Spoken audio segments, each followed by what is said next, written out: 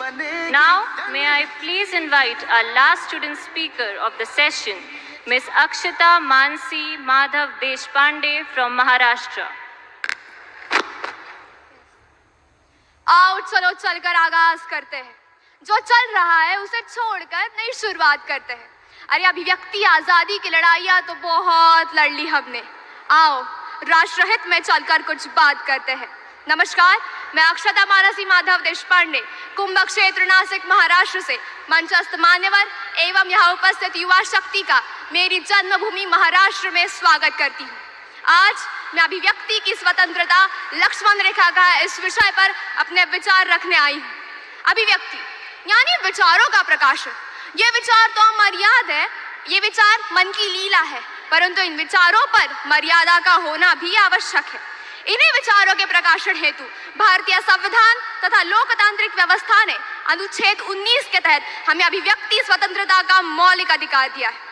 Global state of democracy indices के अनुसार विश्व के केवल 165 देशों ने ही अपने नागरिकों को अभिव्यक्ति की स्वतंत्रता दी है। हाँ, अगर भारतीय परिप्रेक्ष्य से बोले तो हमारे लिए केवल अधिकार नहीं, अपितु भारतीय सभ्यता एवं संस्कृति की महत्वपूर्ण विशेषता भी है। परंतु आज के इस युग में हमें यह समझना आवश्यक हो गया है कि अभिव्यक्ति की स्वतंत्रता यानी सत्य से विद्रोह नहीं। जहां स्वतंत्र पूर्व भारत में हमारे पत्रकारों ने अपनी कलम की तलवारों से हमारे नागरिकों को जागरूक किया, वहीं आज के इस समय में हमारे वही पत्रकार किसी न किसी एक विचारधारा के हाथों की कठपुतली बन चुके हैं। केरला हाई कोर्ट के अनुसार freedom of speech is not licence to abuse justice system with your half baked facts and little knowledge about judiciary. अगर एनसीआरबी की रिपोर्ट की माने तो गत 7 वर्षों में अभिव्यक्ति के नाम पर देश में हिंसा का प्रसार 500% से बढ़ गया है। मित्रों, हमें रचनात्मक आलोचना और अपमान के बीच का अंतर समझना होगा। We need to understand that freedom of speech comes with responsibility. हाँ, आज हमारे पास अभिव्यक्ति तो है, पर उसकी लक्ष्मण रेखा का है, क्योंकि मर्यादा से परे स्वतंत्रता भी परतंत्रता ही कहलाती है। जब हम लक्ष्मण रेखा की बात करते हैं तो हमारा ये भारतवर्ष शालीनता, सभ्यता तथा नैतिकता का प्रतीक है। इसी नैतिकता के आधार पर हम सभी भारतीयों को अपने विचारों के प्रकाशन से पूर्व परीक्षण की आवश्यकता है।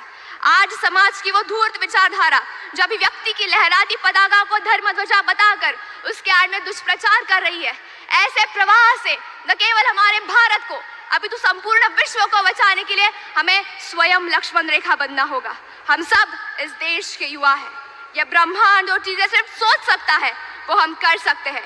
इसी विश्वास के साथ, इसी स्वनिर्धार के साथ हमें स्वयं लक्ष्मण रेखा बनना होगा और भारत की एकता, अखंडता एवं संप्रभुता का रक्षण करना होगा। चलो, आजादी मिलना तो भी थोड़ा सरल था, आजादी मिलना तो भी थोड़ा सरल था, पर उसे निभाना और भी कठिन है। अरे विचारों की अभिव्यक्ति तो यूं ही मिल गई हमें, विचारों की अभिव्यक्ति तो यूं ही मिल गई हमें, पर उसकी लक्ष्मण रेखा हम स्वयं हैं, हम स्वयं हैं, हम स्वयं हैं। जय हिंद, जय मां Bharti. Thank you, Ms. Akshita. I shall request Honorable Executive President Shri Rahul D. Karaj sir to felicitate our last student speaker. Give a huge round of applause for Akshita, my friends. बनेगी जनहित की शुरुआत बनेगी भारतीय छात्र संसद, भारतीय छात्र संसद। Ladies and gentlemen, I think that should go for a huge round of applause once again for all our student leaders, the zeal and enthusiasm with which they spoke